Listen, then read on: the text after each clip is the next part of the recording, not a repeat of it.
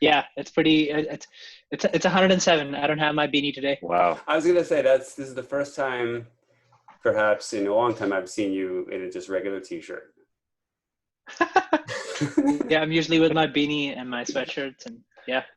It is crazy, but so Suresh is kind of like my Andy Richter, my Ed McMahon. He's my wingman, and so we'll do that. So all right, let's get started with the news. You guys could keep your mics on, and like I said, feel free to comment.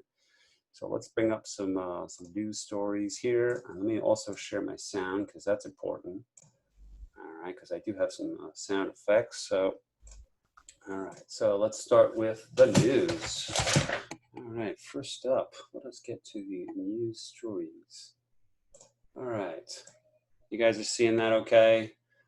And you're hearing me okay? So let's start. All right, according to the New York Times, Kanye West and President Trump's son-in-law, Jared Kushner, had a meeting this last weekend in Colorado. Now, West alluded to it in a tweet, but the White House has declined to comment, okay? Now, such a meeting, you may say, is kind of suspicious, but I think that it's possible the two are just now friends, Kanye and Jared Kushner. And I think if that's the case, I already have a ship name picked out, you guys. I think Jared and Kanye would be known as Jarnier. Jarnier. And I will give myself an honorary. All right. Next, the sound effects are usually funnier than the story. But that's okay. Researchers at the Yale School of Medicine successfully restored some functions to pig brains. I kid you not, that had been dead for hours. These were dead pigs, and they revived them. The hope is that the technology will advance our understanding of the brain, potentially developing new treatments for debilitating diseases and disorders. Now, interestingly, these experts at Yale, they were led by a very famous scientist. You may have heard of him. His name is Dr. Frankenstein. Frankenstein. Okay, great. Buster got that. He knows a little German, probably. I guess I don't know. I mean, I thought for some reason Schwein. Was the bacon good? I thought Shrine would be, some people wouldn't know what that was. You guys know this is Neil deGrasse Tyson during an episode of his Star Talk podcast. The 61-year-old astronomy expert said that we basically have 5 billion years left before the sun gets too hot. And that would mean the end of the human race. Okay, so 5 million years. But he said, you know, we can survive that as long as we can figure out how to do space travel. For example, he said that most Americans, they already want to travel to Uranus. Yep. Mm-hmm. I knew you guys were waiting. That's such an obvious joke, but and since speaking of Uranus, we do have to. Yes. Okay, so. Oh, I thought you were gonna bring up Jarnier again. Jarnier. Yeah. Exactly. And guys, Pete's online. Pete, welcome to the show. We're just doing the news, so we'll circle back to you. But just chime in if you have some comments about the news. This is the really important news, Pete. So I hope I'm adding value here to you guys. So President Donald Trump has denied a report by the New York Times which said that a White House aide had actually reached out to the South Dakota governor's office to see about adding another president to Mount Rushmore, which I believe that I believe this story because, you know, Trump nowadays, I mean, he just does whatever he wants through an executive order. Can you guys imagine? This is not really a funny story, is it? But don't you feel like Trump would do this? Like he just would sign an executive story, add my name to the. Of course he would. But what he needs to do is add William Howard Taft, who got stuck in his bathtub, to Mount Rushmore. That's what the people want to see. I think is that the other fat president? Yeah. That's the other one, right? I think Taft has him beat by like 50 pounds or something. And 50 points. Though. If they were in an election, I think Taft would still beat him. He's just willy-nilly signing orders for all kinds of things. I don't know. Who knows what he's going to do next? I don't know. I really thought you were going to show us a tweet that he'd sent of his face on there. That's what I was expecting. Yeah, that's unfortunately that's probably true. That probably is something he would do. Okay, last story of the night here. This is a really good story. A team of scientists, you guys, has deepened the mystery of the universe by discovering several stars that cannot be explained by any existing theories, according to a study published Tuesday in the journal Nature Communications. Now, according to the scientists, amongst all the stars, there's one that is exceptionally hard to explain, and that is Post Malone. Post Malone is a celebrity star or whatever. Still to this day, I still don't understand how that guy is a celebrity. All right, you guys. Well, that was the news. I hope you've enjoyed that. So let's just go ahead and give that up. Give it up for me. Give it up for me. Good job, Tommy. That was the most. There you go, Tommy. Well done. The most news that I've read or consumed all week. I was gonna say contribute. Well, you know, we always try to add value here at the Tommy Feldman Happy Hour. So, Pete, I don't know if let me explain real quick. One thing is tonight we are actually going to be doing an asynchronous broadcast because I couldn't. The Facebook Live isn't working for some reason, so I'm recording this and I'll upload it later. Cool. So we'll give you a chance to plug what you want. All right, so it's time for our first interview, you guys. I'm very excited about this. I've got all my notes here. All right, so Zoe, it's time for you for your interview here. Let me spotlight your video here. So let me first give you guys a proper introduction. Give Zoe a proper introduction, and then we'll give him a round of applause. So Zoe, I know obviously from San Francisco Bay Area comedy. But I also know him from some few other things. I've seen him perform, and well, he's a fellow tech bro, I should say. So that's always a good thing to have in common. I won't mention where he works, but of course he can if he'd like to. But interestingly, the most fascinating thing about Zoe is that he's now an LA-based comedian. So I'm hoping tonight we can talk a little bit about his LA comedy career, his life working for a Silicon Valley company, but from LA. So give it up, you guys, for Zoheb Virani for coming to the show. Yeah. Thanks, Tommy. Woo! So, hello. What's up, man? It's been a while. It has. I actually can't even remember the last time. Do you? I feel like it was at least 2 years ago, a year and a half ago almost. It seems like, you know, in its pandemic years, you know, it's like everything gets multiplied by a factor of 2 or 3 years. Yeah, ancient history. 697 years ago, before we were born. That's when we last met. So I wanted to talk a little bit. First of all, I want to talk about your LA move, and yeah, I mean, this is a big topic, especially for us San Francisco-based comedians. Is always that question of when to move to LA. Or now, I'm gathering that maybe it wasn't completely driven by comedy. Your move to LA. It's a mix. So I've known I've wanted to move to LA for about 3 to 4 years. Okay. And this is pre me doing. I was doing improv comedy for quite some time prior to stand up. And the reason I started doing improv is actually I had this like young childhood aspiration when I was 6 years old to get into acting, and I thought improv would be the first foray of me doing that and feeling comfortable on stage. And I'd done a bunch of other stuff. I'd done dancing and singing and stuff like that. But yeah, I knew about 2 to 3 years then that I wanted to move here. Was actually about to move to New York City. Went through a bad breakup. Didn't move to New York, thankfully. And then just kind of, I was, on track for a promotion at work, and kind of use that as my leverage. So the company you work for said you could work from anywhere, and you just comedy, and you decided to move to LA. Yeah, exactly. Cool. Can you hear me okay? Yeah, I can hear you. You are a little bit choppy. Are you on the Wi-Fi? I'm on the Wi-Fi. Yeah. I'm fully in on the Wi-Fi right now. Well, what I was thinking we would do also tonight. So one of the things I wanted to also talk about is your. Okay, so wait. So just let's make sure we understand. So that you're in LA now. You started doing comedy there as well. Are you also doing acting? I'm going to be signing up for acting classes. I actually started doing sketch writing classes during COVID instead. Okay. Just to learn the craft, learn the skill. I like secret goal of mine, I guess it's not secret if I say it now, is that I would love to be the He's breaking up again. And so, oh no, can you guys hear me? Yeah, you must be on the, yeah, you've got the yellow bars. Well, so one of the things I wanted to do is talk a little bit about your Kill Tony experience. I know you and I traded chats about it, and I know you feel like you didn't do that well, but I thought you did very well. And so one of the things I wanted to do is, so you guys know about the Kill Tony podcast, right? Buster, Pete, you guys know about it.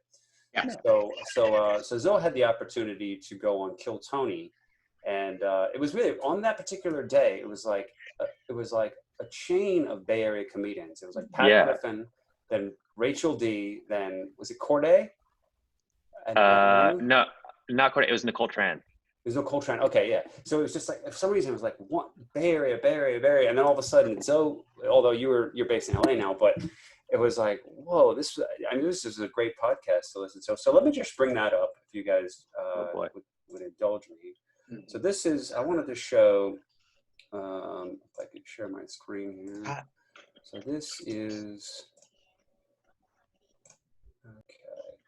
So this is, so for those of you guys that obviously watch this later on the Tommy Feldman Happy Hour, Kill Tony is this very famous podcast started by this guy, Tony Hinchcliffe. That's him here. If you can see my cursor right here, he's the third from the left. He's a comedian that he's basically, his specialty is roasting. And so he kind of took that roasting talent and he gets other comedians to come on and have like a roasting panel. And then, budding young comedians come on and I think they have like 60 seconds. So they have like 60 seconds to do their bit. And this particular episode, they had Eric Griffin, who you guys probably have heard of him. He was on that Showtime comedy. I forget the name of that show. Anyway, he's out of Workaholics too. Workaholics, yeah. Workaholics, yeah. So let's just see Zoe on Kill Tony, and let's play. Time good and loud for Zoheb Virani. So I've been dating recently, and I went on a date with this woman, and she said to me, I want to have a kid. I don't want to be the one that carries it, and my mom's agreed to be my surrogate. That's right, she is progressive. And I was like, yo, you're coming in real hot on a third date here, Emily. But out loud, I was like, so when do I get to sleep with your mom? Look, I'm no motherfucker, but I will earn it. I've had a sty in my eye recently, and so for those of you that don't know, a sty is like a bacterial infection in your eyelid. So it's kind of like a pimple, except for that it keeps coming back. It's actually more like herpes for your eyelid. I want to be clear to the single woman in the audience, I don't have herpes. I definitely don't have herpes. I've been doing a lot of eye fucking lately, though. Don't worry, I use protection. My contacts are always in. All right, that's about it. Zoheb. That was pretty good. That was really funny. I say this all the time. One of the reasons I felt like that was a bad set is I never finished the joke. Okay. Well, you want to finish it now? Let's hear the rest of it. Sure. Why not? We're here. So the joke kind of leaves off with me saying, what did I say? What was the eye you always wear? Well, basically the next compresses on your eye to get rid of the sty. So I started testing I did that first, and then I read that you can use tea. So then I started testing the tea, and I went with oolong, chai, and is the best. It works the best and goes the hardest. You know what I mean? I love that punch in the end, but I didn't get to do it on. Well, we have to imagine what you just said because you were in and out again. Well, so we're having some internet difficulties. Your connection seems a little bit off and on. So what we'll do, Zoe, is why don't you stick around because we're going to be doing some stuff as a group later on. So and maybe we'll finish that joke later. We're having internet connections. We're not. I think it's not just me, right? Buster and Suresh, you having Yeah. trouble? Okay. All right. So we'll come back to you. So don't go anywhere. All right. Okay. So Buster, let's go to you. I think somehow Pete's not on here now, but okay. Let's go to you. Let me introduce you guys to the people that are watching later. So Buster, Hi, people that are watching McKeehan, later. did I pronounce that right? McKeehan? Yeah, but you can really forget my last name. 'Cause I hate it. I can't wait to drop it, and I'm gonna pick some other last name. Okay. Well, Buster, I know from the Bay Area comedy scene. I feel like I don't know why, but for some reason, all the mics that I like to go to are the ones that Buster likes to go to. I'm not sure why that is, but it seems like everywhere, because I don't do that much open mics. I do like a couple a week. I want to increase it, but I only typically do 2, maybe 3. But for some reason, I run into Buster a lot. I guess, that's just, maybe we like the same types of comedy clubs like Rooster T and Tommy T's and so forth. So, and Buster, well, I do know that he's from Missouri. He's from the Midwest, so we can talk a little bit about that. Down in misery, that's right. and so give it up for Buster, you guys. Give it up for Buster for coming to the Tommy Feldman Happy Hour. So great to have you. Buster actually told me that he is currently in Pacifica right now looking after a dog. So he is beating the heat, literally. Literally. So they don't have air conditioning because nowhere in the Bay Area has air conditioning. I've learned since I've moved here, which is astounding to me because the price or cost of living is like 10 times as much, higher than in Missouri. And we at least have central air conditioning in Missouri. So, but yeah, beating the heat as best I can out by the beach. After this, I will take the dog on a walk on the sand in the cold water, and I can't wait. Oh gosh, you're so lucky right now.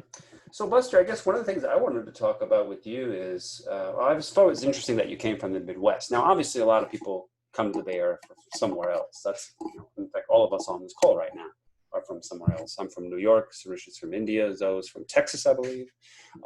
You came all the way from the Midwest. Why? Well, I had a job opportunity. What happened was, because I was living in Kansas City, and it was the dead of winter. It was February, and I had been laid off. Laid off is when you're rehireable, right? Mm-hmm. Because that's definitely what I was. And, had been unemployed all winter, and I was done. I was like, get me out of here. This is a hellhole. If I see one more snowflake, I'm going to jump off a bridge. I'm not really. It's terrible. You shouldn't joke about suicide. Anyway. And so I was applying for jobs anywhere in the Sun Belt. I'm like, if there is a palm tree, then I'm moving there. And so I was applying for jobs in Arizona, Texas, Georgia, nowhere that you actually want to live. Right. And then I got a call because I had applied for a job I thought was in Arizona. I have family in Arizona, so I know at least something. And they call me and they go, well, it was a recruiter, and he says, my client is interested in talking to you, but they're in Santa Clara, California. Is that okay for you? And I was like, yeah, there's palm trees. That checks that off the list. Yeah. And so, they 3 weeks later gave me a job offer, and they were like, can you get here? And I was like, well, I have no money to my name, and I don't know where I'm going to live, but yeah, I'll be there as long as, and I didn't, it was 11 degrees the night that I left Kansas City and drove to Denver overnight, stayed the night, and it snowed the whole way. And I have not looked back. That was 5 years ago, and I'm not going back. I have no plans to. Has the pandemic, are you a knowledge worker? Are you working from home, or how is the pandemic affecting you? Yeah, I'm very lucky to be working from home. And that's one thing that since I am from the Bible Belt, still a Christian. I know it conflicts with being gay, but I still thank God that I'm able to work from home, and I feel so bad for everybody that's not. But I am working from home, thankfully, and that's nice. And but at the same time, I'm trapped at home because everything that I did do outside of work and outside of my house, like go to the gym, go to the gay bars, go to the bathhouses, all of them are closed. And now, like, half the bathhouses in the Bay Area have closed down permanently. And I'm like, well, this is just fabulous. I keep tweeting Gavin Newsom. I'm like, what are you going to do about this? And he just ignores me. I'm surprised he hasn't blocked me yet. Okay, so I'm sorry if this is ignorant, but bathhouse? I mean, what is that? That sounds like something out of the Roman. Yeah, well, it sort of is. because back in the days before the Stonewall riots, right? Back when gays had to be super closeted, one of the only places that they could meet each other or have any sort of love or connection, physical intimacy, whatever, was at a bathhouse, and it's a spa or a sauna. Okay. And most of them have closed down since the AIDS crisis, and the cities like New York and the Bay Area and LA are some of the cities that still have multiple bathhouses in the community. And, you know, coming from, like I said, the Bible Belt, where like there's a bathhouse in St. Louis, but as if I'm going to drive all the way to St. Louis, you know, just to be in a naked spa. And so this is so risque. I really hope that this is not for like children. I'm a very like 18 and plus. You haven't said it. Well, you haven't said anything inappropriate. You just, you know, so you're right. I haven't talked about what I've done at the yeah, we're not talking about the details. We're just describing for the straight people what it is. I mean, sure. Like, you know, because I'm, you know, kind of ignorant with that aspect, but interesting. Now, what do you think? Now, you've been doing comedy for what, a year plus, if I'm not mistaken? Yeah, a little bit over a year now. Or why are you before quarantine? Why are you into comedy, and what do you think of the? Have you ever done comedy back west in the Midwest, or what do you think about the scene here? I didn't do comedy back east because I started doing it since I've lived in the Bay Area. Okay. And what inspired me, my mother is a radio personality. So I've always been in the world of like entertainment or, you know, yucking it up, however you want to say. Okay. And she's a morning show host or co-host and had been for 21 years. Okay. And so I've always, like I said, been in that world. I did theater when I was in high school and very much in the closet, but enjoyed it and, you know, was still able to make my peers and classmates laugh. I'm sure they were laughing at me. They were sort of like, oh, look at this queer, but you know, whatever. Right. A laugh does a laugh sometimes. Yeah. And it was something that I really enjoyed, but didn't think about pursuing. I didn't think like, oh, I'm going to be an actor. I didn't, you know, I had other what am I trying to say? Other kids in my thespian classes in the school plays that they, after high school, went and pursued degrees in theater and acting and everything. I know a kid that lives in New York and does off-Broadway stuff. Okay. But it wasn't something that I pursued. Like I pursued a degree originally in architecture. And then when I realized I hated that because architecture is super boring, I was like, I'm going to do geography. Right. And then that's what I do now. I'm a GIS analyst. And after 4 or 5 years of being a GIS analyst, I was like, this is not fulfilling my desire of expressing myself, of being artistic. You can't go to work and talk about your weekend at the bathhouse, you know? So yeah. But I mean, that's the great thing about comedy is you can have kind of a dual life. You know, you can have your day job, which pays the bills and maybe it, you know, stimulates the right side of the brain. And then you have your comedy and your theater and whatever else you want to do that kind of. Right. It's Batman. I'm Bruce Wayne at day. All of us are a little bit like that. I mean, you know, I'm a comedian, as you know, in the my free time, but I'm a very serious button-down management consultant during the daytime. So, so there you go. Or maybe or Superman or Batman is the wrong way. It's like more like Dr. Jekyll and Mr. Hyde, I think, for me.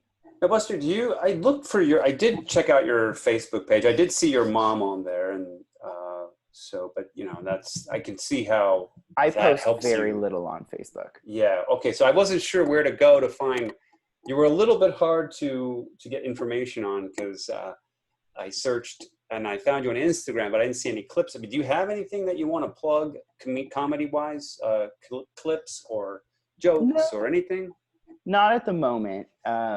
Because I am so new, a lot of, you know, my clips I don't put out on the internet because I'm not committed to the bit or, you know, like I did start off a little blue and I've since over the course of the last year or so changed it up a little bit. Like I started doing impressions. I still want to say impersonations, but I think that requires like makeup and costume changes. I'm not doing that. Okay. And so, you know, like I don't have a lot of stuff online. I think there is one open mic that my friend Maddie Boyer posted where I'm doing like a bit of where I'm doing an impression of Marge Simpson. I've seen, yes, I've heard that. That is actually pretty good. I don't know if I can find it, but okay. Well, Is there, so if people want to find you and your comedy, what would be the best, or at least follow you? What would you recommend? This is your opportunity to. Yeah, you can follow me on Instagram at Buster McKeehan. Okay. I think it's without a period, and then, or maybe it's with a period. I don't know. I could look it up. I sometimes, when I feel inspired, post on my Instagram story voices.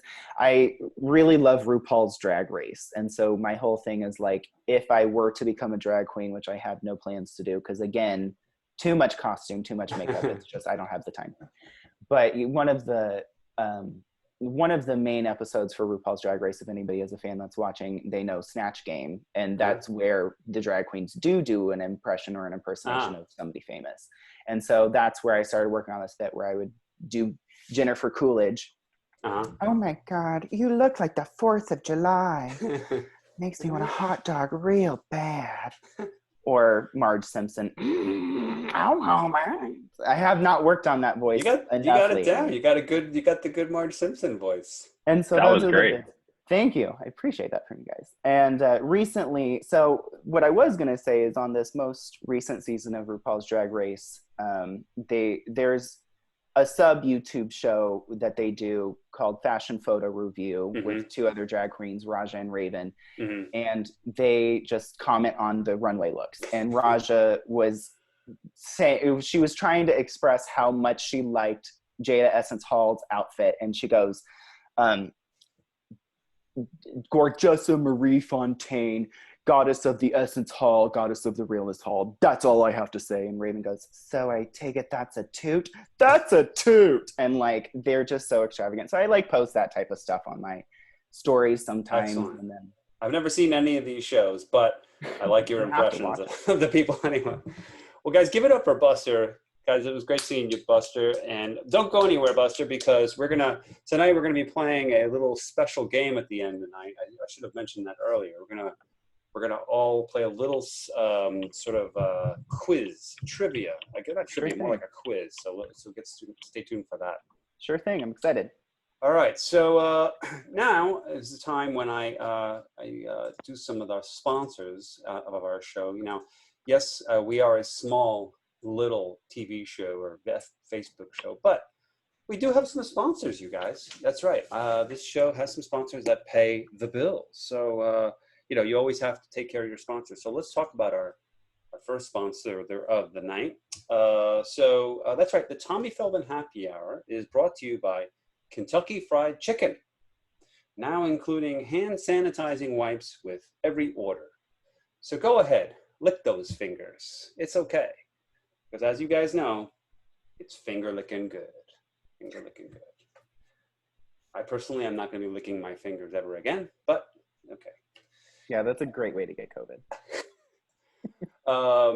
So also tonight we have a sponsor. This is not a new sponsor. They've been around a while, but you guys maybe have heard of OkCupid. You guys ever use OkCupid? Zoe, you ever use OkCupid? No? Okay. I almost said OkPubic. For some reason.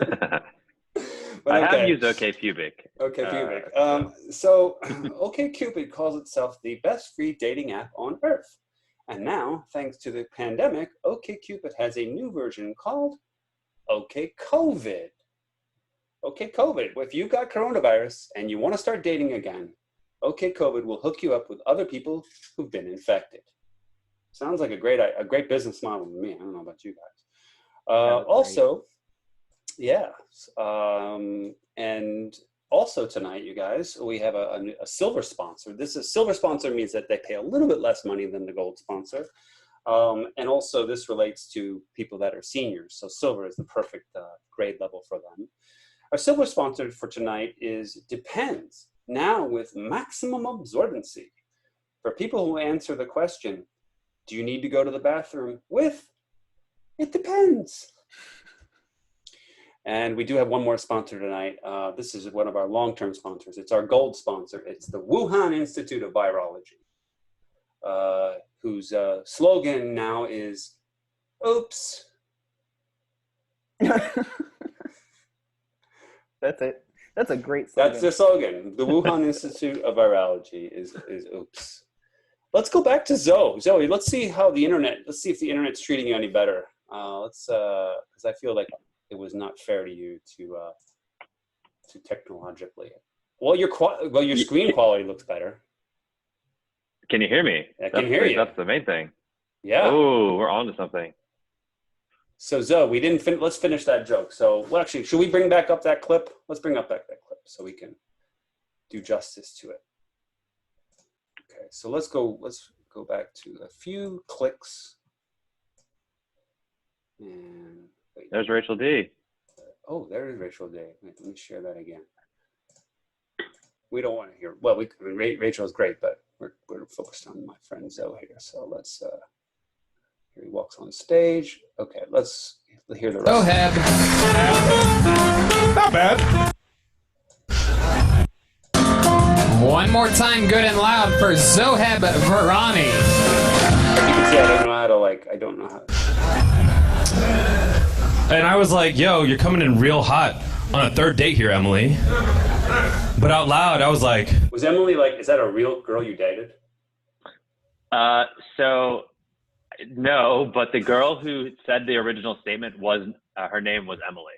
And it's a girl from work. And so I kind of... Yeah. That's your classic white girl's name. So I love it. Good choice. Thank you. So when do I get to sleep with your mom? Look, I'm no motherfucker, but I will earn it. I have had a sty in my eye recently, and yeah. So for those of you that don't know, for those of you that don't know, a sty is like a bacterial infection in your eyelid. So it's kind of like a pimple, except for that it keeps coming back. It's actually more like herpes for your eyelid. I want to be clear to the single woman in the audience: I don't have herpes. I definitely don't have herpes. I've been doing a lot of eye fucking lately, though. Don't worry, I use protection. My contacts are always in. All right, that's fine. So so the joke ended with, my contacts are always in. Got it. Okay. So my contacts are always in. I read that you're supposed to use warm wet compresses to get rid of the sty, so I started doing that. And then I found out that you can actually use tea, and that actually really helps get rid of the sty. So, being the good South Asian man that I am, I tested it out. I got to figure out what's the best tea. So I went with oolong, chai, and Earl Grey. And I can confidently report back that black tea bagging is still the best. It goes the hardest and the furthest. Oh, man. That's the end of the joke. That's really funny. Wow. Okay, I didn't expect it to go there. I mean, yeah. Oh, I mean, I'm a clean comedian, but that would not be clean. That's not a clean bit. Sorry about that. Okay, you have a pretty twisted mind. If you, it's okay. That's good. That's good. Well, That's it was just the term tea bags, like using tea bags on your eyes, and then we've used that term as kids growing up. That I couldn't not make the joke. It was like a gimme. Yeah. I don't know. I feel like they didn't treat you as, I don't know. And I think one of the problems with Kill Tony is, you're facing the audience, and then the panel's behind you looking at your back. So they don't get to see your expressions, or, I don't know. Just maybe that's the structure of it. Have you been on Kill Tony since then? No, I haven't. I actually I went back a couple more times, and then I decided I wasn't going to go hang out there just because I wanted to go explore the rest of the LA comedy scene and not get fixated on one thing. And I started to do that, and then was on a couple shows, and then COVID happened, and so here we are.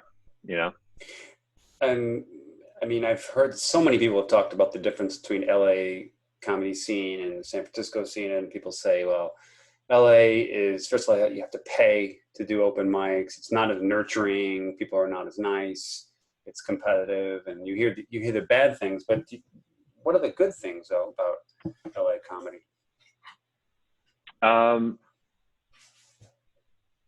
Wow, you just said all the bad things, and I don't know what else to say after that. No, I'm saying, so on the bright side, is. No, really on the bright side is that the comics that you meet here are all, while they're competitive, they're all also wanting to some degree. there's a level of community, especially for new comics to the area.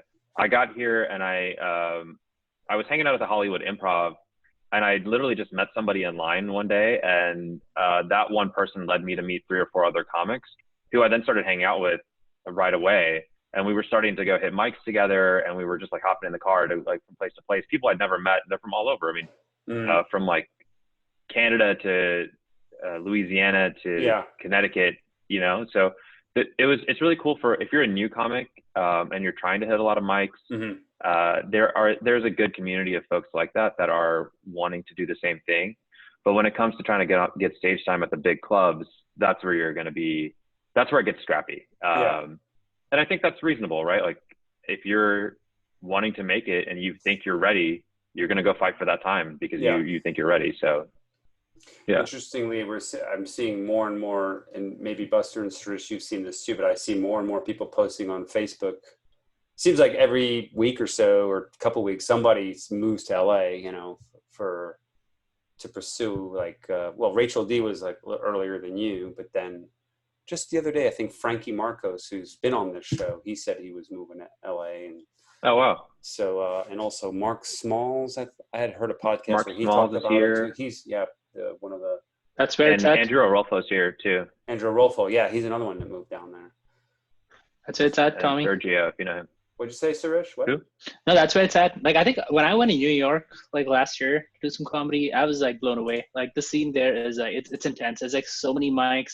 There's like mics you can get on in the afternoon. There are shows that start at like 5. They go on like all day. Yeah. It's like, it was pretty intense. Like I feel like the Bay Area scene isn't as good. And like I haven't actually like explored the LA scene. I lived there for like a couple of years. Yeah. But I'd love to go down there and like check it out. Yeah, I like the Kill Tony thing because it's kind of, you get a shot. Like anybody could just get a shot to be reviewed, you know, by some potentially very famous comedians. But I haven't heard that many cases of people that do Kill Tony and then parlay that into something much bigger. I mean, Nicole Tran and Pat Griffin, they both have gone down there repeatedly. Nicole has kind of become a regular, Nicole Tran, but I'm not so sure how that's converted over to shows for her. She's made some great contacts, so. Definitely. I think, you know, she's definitely just hustling right now. Because when she did that show, dude, she murdered that night. Yeah. I remember the audience, just the way they were laughing at her jokes. And I will say, like, it was very trope type jokes about, you know, being an Asian woman. But I think that was perfect for that show because that's what they want to hear. Yeah. And she has been that's what's been killing on that show. And I think why she did so well. And, you know, all the power to her. I'm proud that, like, she's a Bay Area comedian that ended up making it in that realm. I think the weirdest thing that happened to me is that I just started getting random LinkedIn messages afterwards from random dudes who watched the show. And we're like, dude, I saw you on Kill Tony. Yeah. Ironically where I work, which I guess now it's out, the cat's out of the bag. But like, just random people I've never heard of or met. Like, wow, you were my favorite. Like, I can't believe they didn't like put you on and make you a regular. And I was like, what are you talking about? And who are you? And why? Like, what is happening here? Really? So yeah, it was kind of cool. It was a cool like 15 seconds of fame thing. Well, then that gives me motivation. I mean, I was thinking for myself, should I ever try to go down there? Should I ever, you know, if I have a chance to spend some time down there, should I try? So it sounds like Kill Tony is worth doing. You know, even if you think you may not do as well, it's still good exposure. So that's perfect. Well, getting a lot of light here. Wow. Now, so the last thing I wanted to ask you about, though, that I didn't get around to is you're from Texas. Yeah. What's your story? Why did you decide to move out to the Bay Area? What brought you out here? Yeah, great question. So I was born in Houston, but raised in South Carolina. And so I grew up from the ages of 4 to 17 in South Carolina, and then moved to Atlanta for college, Chicago after that, and then to the Bay Area from there. But my parents, as soon as I graduated high school, moved back to Texas. So I go home to Texas on a regular basis now, and truly consider myself Texan because I was born there. I'm a Rockets fan, for example. But what took me to the Bay Area is, weirdly enough, at 15 years old, I stepped into the Bay thinking I was looking at UC Berkeley like every brown kid's parents asked them to do. And I stepped into the Bay Area and I was like, I got to live here one day. And then naturally I didn't get in because I'm not that smart. And I didn't make it, but my sister like rubbed it in my face because she got in and she went instead. Okay. And so I took that as like I'm going to figure out a way to move there no matter what. And yeah, I mean, weirdly, like me being jealous of her got me to the Bay. And yeah, the rest is history. A story very similar, I mean, to a lot of people that come to the Bay. Now we have someone that just popped on. It says Hanwei Tan, but you're Hong Min's friend. You're we've met before. Yes, this is my colleague's account. Somehow I was the host and I couldn't get rid of him. Oh, okay. Yes, how are you, everyone? I know you as, wait, don't you go by Michelle too? No? I'm Margaret Zhao. Margaret, sorry, Margaret. Yeah, so famous, Margaret. I cannot believe you forgot. I meet a lot of people, Margaret. I gotta tell you. Wait, last name is Zhao. Zhao, right? Yeah, Zhao. So I got the Zhao part right. Perfect. 非常好。谢谢。客气. So that's the extent of my Chinese, my Mandarin, you guys. Well, hey, welcome. Good. Thanks for popping on. I just saw your posting on Facebook. I said, I better get on. I'm late. Well, it's open. It's an open forum, and so you're just in time. We were about to actually do some games, some quizzes, and some trivia. Would you like to play along with our games here? I'm not a good game player. It's not really a game. If you let me win, I will join. It's not really a game. What it is okay. Here's a new segment I just invented before the show, because I thought it might be funny. So long story short is I used to live in Japan, you guys, and I speak the language. In fact, my day job involves working with Japanese companies, and Japan has so many great and funny things associated with it. But one of the funniest things about Japan is the commercials. Japanese commercials are wacky and crazy, and you have no idea what they're about. So what I thought would be funny tonight is if I show you some commercials and you guys try to guess what they're about. So I'll stop them before they get to the meat of the show. So let's try this out. Let's see. Hey, if it doesn't work, so what, but we'll try. We'll have some fun with it. All right. So we have our weird and funny shows, and I'll stop the commercial, and then you guys can chime in and see what you think it's about. All right. First commercial. I got 3 commercials here. Let's see if we can. All right. Here we go. コンソメコンソメコンソメパンチポンチじゃないよコンソメパンチうまさが効いてるコンソメパンチコンソメコンソメコンソメパンチ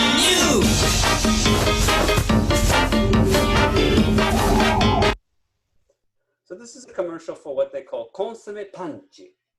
Consomme panchi. So can you guys guess what consomme panchi is and what is the commercial for? Buster, what about you?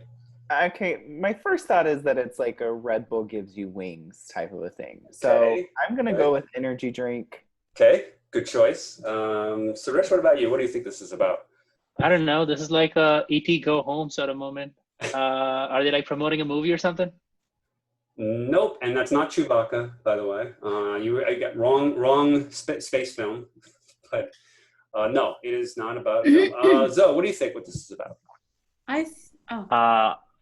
I think this is it feels like it's like a Tide commercial, like a clothes washing detergent commercial, but she ate the Tide Pod. Okay, good. And Margaret, what do you think? Margaret, do you speak a little bit of Japanese or no? Not at all. No, I speak Chinese. Maybe I can read some Japanese. Nope, there's not going to be any. These commercials have no characters on them. So yeah, what do you think? I have no idea. Like somebody said, the energy drink or exercise. Okay. I cannot think more about that. Let's find out what consomme panchi is about. Consomme, consomme, consomme panchi. Panchi genki, consomme panchi. Potato. Yes, consomme panchi. Consomme is consomme soup flavor. Consomme soup flavor. So in Japan, they love potato chips with the chicken, like a sort of like, the consomme, the bouillon stock, if you've ever made soup, the little bouillon cubes. They love that flavor, and so it's just like a chicken soup potato chip. So why was his eyes red? Yeah. Because he's well, okay. So it's consomme punchy. So punch means to punch. So it's like a punch of consomme flavor. So I guess he's, he's like, holy cow, this is awesome. That was it's like devilishly good. Is that why his eyes are red? Yeah, I mean, I'm not sure why, but yeah, I guess because it's really good or he's shocked. Let's try our next commercial here. Let's see here. Now I found one which was a classically Japanese one because it involves a celebrity. You guys ready for this? Here we go. Bruce, 豆腐は体にいいぞ。低カロリーしかも低価格。低価格？ダイハツミライー。よく覚え。I can't go further than that because you'll might figure it out. Here's some characters, but the thing is it's low price. Yeah, it's all it says is te kakaku, which is what Bruce Willis is trying to say. He's saying that's te kakaku means low price. But the good part is, and the reason why Margaret can't figure it out is this is the part where it's in Japanese koles katakana, which is borrowed, where then only I can read that. So I still can keep it secret. What do you guys think? Let's start Buster. Buster, what is this a commercial? Why is Bruce Willis doing commercials in Japan? Well, and you say it's low price, so low price. A car or a mattress? It's got to be like a consumer good. Okay. Like He's got. Buster got it. Buster guessed it. Buster guessed it. Let's see what happened. That was on one. I guess I gave away too much information.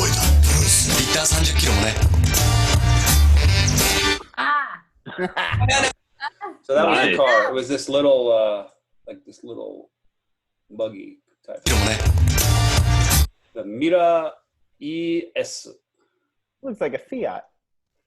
It says Eco Car. It's an economy. It's an eco-conscious car, and it is 70,000. No, that's not right. 700,000 yen. So $7,000. No, that can't be. 700,000. No, it's 70,000. 70,000. Yes, no, not 70,000. No, I think it's actually 7,000. I think it's a cheap one of these, like, super tiny little eco vehicles that are supposed to be really cheap. All right, let's have another one here. Which one did I write? Oh yeah. Okay, this is a good one. Let's see if I can find it. It only goes 15 miles in total. That's why it's just $7,000. Yeah, right. All right, I've got some anime here. Let's see here if I can find that other commercial. I think it's Japanese money. It's 70,000, not 7, because behind the 7 there is a character means 10,000. Right, 70,000 yen. Yes. So but that's That's anyways, $700. That's not right. Yeah, it can't be $700. It must be. I must be reading it wrong. Okay, we got one more commercial for you here, and not this one. グラファイト剣道、グラファイト審判、グラファイトチアガール、グラフ来て、グラファイト告白、グラファイト失恋、グラファイト悲しみの雨、グラファイト体温計、グラファイトメガネ、グラッと来て、グラファイト告白2、グラファイト命中、グラファイトデュエ。グラファイト。Is it like a is it like a pen pencil? Yeah, it's a commercial for graphite. That's right. Yeah, it's like a pen pencil. Yeah, it's like it is a commercial for pencil lead. This is how. I mean, aside from the fact that you would never see a commercial for a writing instrument, at least not anymore in America, this is still a very salient thing. グラファイトプロポーズ、グラファイト1の反対、グラファイトつまらないものですが、グラファイト OK、グラファイトケーキ入刀。ちなみにグラファイトはシャープ芯です。グラファイト。Graphite. Oh, that's commercial for graphite. And wow. They tried to, obviously present all the different ways that you can propose with graphite. So that was. I don't know, what do you guys think?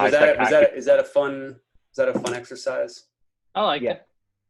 Wacky, 100%. Wacky. Pete's back. I'm back. I don't know what the hell happened, but I'm back. Oh man! All right. Well, good. Just in time we still have time. We still have 8 to 10 minutes left here for our show. Well, actually, we're not doing the live right now, so it really doesn't matter. We can delve into the. So let me introduce you guys to Pete Munoz. Let me give you his little career bio here. So, oh wow, shouldn't be long. Well, I did my research, Pete. Be quick. Here's what I've learned. Well, I heard about you before I, even thought to ask you to come on the show. I mean, I heard about you a long time ago when I first started because you are a producer of comedy in the Bay Area, and you have been doing the Woodham's open mic for many years, if I'm not mistaken. And so you're kind of like a legend. I think in the South Bay, if I'm not overstepping my bounds, I would say that you're kind of like a godfather of comedy in the South Bay. So with Woodham's and all the activities you do. I also noticed that, and I heard your podcast with Matthew McKeehan. He's a friend of mine, and it was a really good interview. And actually, ever since I heard that, I've been wanting to talk to you because one of the things that you said, and this is for the other comedians on the podcast, and if I'm misquoting you, forgive me, but I believe you had been saying, you said on the podcast that, like for comedians, like every comedian can have a good night. Like you can bomb. You can do, you could think you're middling and all this stuff, but everybody gets their day. I think that's kind of what you were saying. Like you've seen comics who you think are, can't possibly get the crowd sometimes with the right audience. Did I get that right? That's correct. Yeah. Give or take. Yeah. I wouldn't remember the quote either. But yeah, that's pretty close, I think. Yeah. So I thought that was pretty good. So tell us. So welcome everybody. Welcome everybody. Pete Munoz to the show. Good to see you. Tell us a little bit more about I have some clips to play of yours, but I wanted to give you an opportunity to kind of just introduce yourselves to everybody in the show. Yeah. Well, thanks for having me. I'm glad to be here. My name is Pete Munoz. I'm out of Eastside San Jose. I've been doing stand-up for just over 14 years. I've produced maybe close to 50 shows, open mics. I used to produce 3 shows a week at one point. Try to hit 14 mics a night or a week, used to work pretty hard. And then as I started doing it longer, I started getting longer sets. So, counting the amount of time that you get on stage doesn't matter. It's all about the length of a set for me now. I love the South Bay. I love helping new comics. Because I got a lot of help when I first started. So, I love watching a comic go from someone who just uses notes to, doing their own stuff, Excellent. Well, I've never had a chance to do the Woodham's mic, but I did, I have heard about you. And before I bring up a clip of your comedy, I did want to ask you about one particular joke. So do you know a guy named Luke Sauer or Sawyer? I'm not sure how you pronounce his last name. Yeah, I think it's Sauer, Luke Sauer, yeah. So I did his podcast like a year ago, and I told him this joke that I had about the city of Novato. Yeah. Where I would say, I went to Novato, there were no, it was only white people, no, Latinx people there. And then I told my friend about this, my Mexican friend. He said, yeah, that's why we call it Novato. Yeah. And I said that to him, and he goes, oh, that's Pete Munoz's joke. Do you do that same joke? Yeah, I started telling that joke about when I was about 31 years old. Okay. It was my birthday, we were going to Lagunitas, and it was Novato. I remember it's such an easy joke, Yeah. It's not like, Yeah. So like when someone else told me that you had said it. Really? Yeah, it didn't even bother me. I didn't even care. I'm like, so what? It's not a big deal. It doesn't, but no, I mean, we just saw the sign, we were driving by, it said Novato, and I go, this. Yeah, it's like a freebie almost. Yeah, it was so easy. Novato, right? Yeah, and now when I go there, somebody said there's over 10,000 Mexicans in Novato. So you can't do the joke anymore. Yeah. So, but yeah, and so Chuy Gomez tells that joke on his radio show now too. Okay. Well, So it might be his. Who knows? The fascinating thing, Pete, is that we can't independently. This just proves. Yeah. I don't even know you. I never even saw you perform. We've never even done a show together. Yeah. Yeah. Because you'll go on, and then you go on Bacon sometimes, and I know you go on Bacon, and it amazes me how people get so upset about, like, they accuse people of joke stealing, and they're absolutely convinced that someone stole their material. They think it's impossible that the joke's so easy, so simple. You know why? You know, like I can't get mad at that. You know, I just can't. Well, it's not just that joke. I mean, it's like I just think that there's just so many like the simple jokes. I mean, like the puns and those clearly. There was another one too where somebody did a joke about, I think, the Holocaust or something like that, and Bill Burr did a joke about the Holocaust in his special, and then they're like, "Oh, they owe this person that amount." I go, "No, they don't know." Like, "Oh yeah, no Holocaust jokes because no one's ever told that joke before." Yeah, you know? Like, come on, you know. I just, the way I see it is like, at least your mind thinks the way these guys are super successful are. You know, at least there's that hope. You know. It's validation. It's validation. Yeah, straight up. So Pete, I found a clip of yours that I wanted to play. Maybe just a minute or two, but I wanted to pull up this appearance that you made on a show. So for everybody else, you know, Pete's been obviously doing this for a long time, but I saw you here on this. So first question about this before I play this is, so I see this a lot, this LOL. Does this still exist, this show? What is this show? I've seen other people. So that was Ed Tracy, who used to live out here and did Tommy T's. Okay. Tommy T's used to do karaoke, and Ed Tracy would have like 60 to 70 people a night just for karaoke, you know? Okay. So then Ed's mother passed away, and he kind of moved away to kind of just take a break from everything. Okay. And he moved to this small town called Volcano, where the amount of people that live there, it's 100 people. They crossed out the 100 and put a 101. Like, it's up near Sutter Hill, where they make the wine and everything, up near Jackson. Okay. And so Ed, just being the guy that he is, just knows how to do this stuff. And he had a morning show that got to like 30,000 people in the, like, all the whole Stockton area. So was it a cable TV show? Yeah, it's public access type. Okay. You know, so the bad thing is you do a show with Ed the night before, and you know, when you don't see somebody for a long time, you kind of hang out a lot. And we hung out, we hang out, and we were having a couple of drinks and stuff. And before you know it, we're waking up at 4 o'clock in the morning to record at 6 o'clock in the morning. So this is me super taking all the energy that I had left. You know, I mean, like on 2 hours of sleep, you know, hanging out with, trying to catch up with someone that I've been hanging out with for 10 years, and we crammed all that into a couple hours. Yeah. So Ed had this show. Some of it's okay, you know, and there's an audience of like maybe 15 people there. Yeah. And they're half awake too. But it's fun to do this stuff because, you know, hopefully I get to get better and bigger opportunities. And this is just something to learn from, you know, something where you can make mistakes and not many people are going to see, but you can take it home with you and just, you know, it's such a good way to check where you're at, you know. Does this still, so this is no longer, this show doesn't happen anymore, or? No, Ed now lives in Utah, and I can bet all the money I have, which isn't a lot, but that Ed is trying to do the same exact thing. Wherever Ed goes, Ed has this type of thing always popping up, you know. All right, cool. Yeah. Well, let's play a few minutes from it just to kind of get a sense of the different types of things that comedians like us can, you know. I haven't even seen this, actually. I've never seen this. Thank you guys for having me. Give it up for the band. The band's great. You guys are awesome. I don't know about the dogs falling asleep though while they're playing. That can't be good for business. Like, hey, how's the band doing? Well, the dog's asleep, so that might not be good for anybody. I drove 4 hours to get here. 4 hours all the way from San Jose. It was a nice drive. And usually when you drive 4 hours, you don't end up in towns that only have 100 people. You know, usually it's a little bit. Are we in Volcano or Jackson right now? Okay, and now we're in Volcano. I love that. That's awesome. Jackson here, Volcano. A little bit of crowd work, trying to get to know the crowd like that.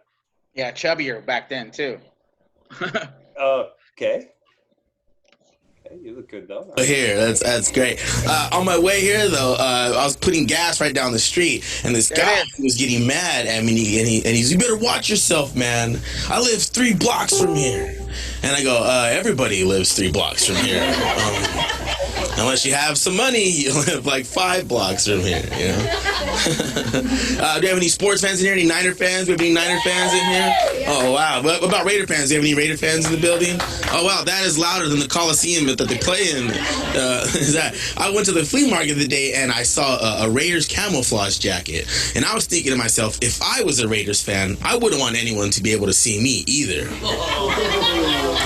and a Raider fan got mad because that's what they do. He got really mad, and she tried to stab me with his EBT card. By far the weirdest thing that I've ever been stabbed by. And I couldn't even see him because he had the camouflage jacket. So all I saw was the card trying to come at me, but he kept missing because they're not really good at hitting targets, right? But he had that shirt. It said "For Life" with the Raiders logo, and I'm, well, that's cool that you have your prison sentence right there on your chest. That's a pretty good. I mean, I think a lot of that was riffing, right, in the beginning, wasn't it? Yeah, I don't even tell that joke like that. It's like a lot of, like Patrick McDermott, a local guy, always said to me, he goes, because I used to do just a quick rundown of the room or what happened, a recap. I host a lot of shows. So just from hosting, I know how to walk into any situation and make it my own, Yeah. You do so many dive bars, like how are we going to get these people that are watching the Niner game to focus on stand-up? It's just years. And like people ask me, how long have you been doing stand-up? For years and tears, There's so many bad nights. There's so many bad nights, but you can't let them bother you, You have to learn from that. And, that's just something that like people say, oh, I bombed. And they go on Facebook and they go, oh, I bombed tonight. And then everybody goes, don't worry, you're the best. And it's like, I don't need that. I don't need that. I'm lucky that I have that inside that I know, like if I bomb 10 times in a row, it's not going to matter. I've had enough good shows to know that that's just the way it goes, Yeah. Well, one thing that I'm curious about with such a long career that you have, I mean, what are your goals now? Or like, are you trying to do a special? Are you, with the pandemic, obviously everything's on hold, but what's your current thing to do? My goal is it like when I first started doing everything, and I started seeing everybody getting weekends and all these guys that we're bringing and all this stuff, like you'll never see me at the punchline. Like that I just don't care. I got nothing against it. Yeah. I like to do stand-up where stand-up shouldn't exist.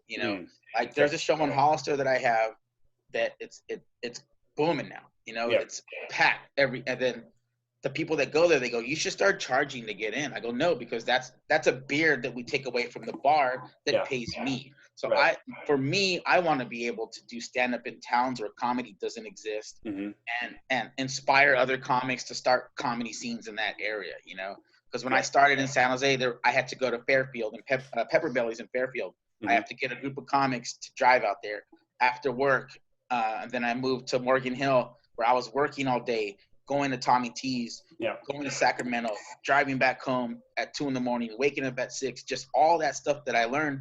And I said, why am I driving so far away? I can build something here. I have no competition in San Jose at all, And one thing I like about San Jose is there's comics that come from Sacramento to my show, Vallejo. There's people that come for work and they'll work all weekend. They'll come to my show. This guy comes from Colorado every year, and he's like, "Yeah, I'm in town. I'll hit you up." And that's what I like.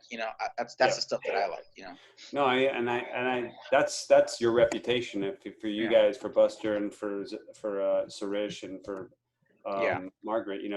Pete is like, as far as getting connected with a real mentor or someone who can really help you, Pete is known for. You're known for that, for helping out and being a community builder. I think that's a good thing. I mean, we need. That's what I like. I got a lot of help when I first started, so it's good to give that back. Oh, it's excellent. And then almost like it seems whenever I hear a podcast, I hear that from other people. Whoever it seems like has been around a while knows of you. And so during the kind of one thing I wanted to ask you is, what have you been up to lately? Like, I think I've seen you on doing a Woodham's virtual thing, or what have you been up to these days? I didn't want to do it. I was one of those guys. It's not real. It's not comedy. But like, was comedy even real before? Open mic with people with their backs to you. Was that real? This is real. No one can leave. People do leave, but this is a lot. This is really a lot of fun. And so I was just watching all these shows, and I was like, thinking that it was going to be over right away. Oh, we'll be back in a week, And then a friend of mine just said, well, why don't you just make your show the best, Yep. It's like, well, you know how to make your show already. Woodham's pretty fun. Why don't you just take what you know and do that with this? And I was like, all right. And then everybody showed up. Everybody was having fun. We were doing the sets, and if somebody tells a really bad joke, I'll go, oh, someone's been writing, boom, and then the whole place, and it's just having fun, and then we'll do the show, and then we hang out after, and that's been the most fun. Well, how do we sign up for that? Is it an open mic? Can we just go? Yeah, it's an open mic. We go from about 8 o'clock to maybe 10:30. Just send me a message on here. Okay. Let me know you want to get on. It is a lot of fun. The worst part, if you've done the Zoom shows, is when everybody clicks off and you're like, bye, and it's like, damn, But it's really good. A lot of the comics, catch up on, how you doing. A lot of us are really close. When you're in long hours driving to a crap town, you get pretty close to somebody, and now we can't do that, So, but it is good to to hang out with comics like that, I'm going to try to put that on if I could find the link to that, or if you can help me with that, I'll put that on my group page, for the Tommy Feldman Happy Hour. So I can send it to you after this. Okay, appreciate it. Because I personally would like to try it one time too. It's a lot of fun. Yeah, it is a lot of fun. Mostly been doing this. This is my sort of attempt to do comedy. That actually brings me to the end of the show. You guys, I know we've been having a lot of good times here, but I do want to give everybody one last chance to say whatever they want to say. Margaret, I know you came on. I hope we haven't sort of quashed your expectations. If there's something that you want to tell us all or promote. Sure. Yeah. Thank you, Tommy. And I got to know Tommy really. Very funny comedian that as a regular in our center, we have had a monthly show with a really good turnout for months and months. So now we cannot do it anymore because of the situation. But we just had one Zoom last week, Saturday. Yep, I saw that. So it was a huge success. And so I collected the comedians from Southern California, and then like Hongming, and I had a few of in Pleasanton. So we joined the force, and then the audience from Southern California too. And so then kind of expanding that way, I thought it's really nice. And then a lot of people later left a message on Facebook saying that they missed it. They want to have next chance to join us. And because our headliner and her internet went down, but we managed to get the show through really smoothly, even though the headliner for 15 minutes missing, and we managed it, and I did extra jokes as host, and then we made it really seamless. So it was really encouraging. I would love to know more comedians like Pete, like you. I don't know the others of you. And we get connected, so then we can support each other. When you have the show, and we comedians go there, support, and then when we have the show here in Tri-Valley here, we like Tom T, except that is known, we hardly have anything really well known. So that's why I would like to be active, supporting new comedians, like Peter said. I am, I never performed for many shows in my center because I want other comedians to have a stage. Because I have stage all the time. I am a public speaker. So Margaret, that's what I am. Anytime that you want to, promote a show, just send me the link. I'll put it up. And Suresh, maybe Margaret from the shows, because you came to some of her shows, right, in the Tri-Valley area. Yeah, I performed in one of the shows. So for Buster and for Zoe, Margaret produces shows in our neck of the woods in the Tri-Valley. So, and she's been doing some Zoom shows. So and I guess it's time to wrap up, you guys. Unless anybody else has any other things they want to promote. Pete, any other things you want to plug or? I left my Instagram and my Facebook on the side right there. Just follow me, whatever. I just hold real quick. My son wants to say hi. Oh, how cute! Say hi. He's going home right now. I have a show and an open mic later. So how old is your son? He'll be 3 in September. Oh, beautiful age. About 3 weeks. Yeah. So And then he'll be Very driving. lovely. Yeah. Okay, say bye. You and your son are welcome back anytime. If he wants to do a set, I'm more than happy. Yeah, he has a microphone. He speaks into it, and then he speaks into my really expensive microphone too, and he scares the crap out of me. That was the highlight of the evening just now. Is having a kid on. My children. Can I briefly know the other two good-looking gentlemen? The two good-looking gentlemen. Well, they're all good-looking. Tommy is outstanding. So the other three, could you introduce yourselves? Buster, you want to introduce yourself one more time to Margaret? Yeah, I'm Buster. I'm South Bay based, and I've only been doing comedy for about a year. But yeah, it's nice to meet you guys. That's great.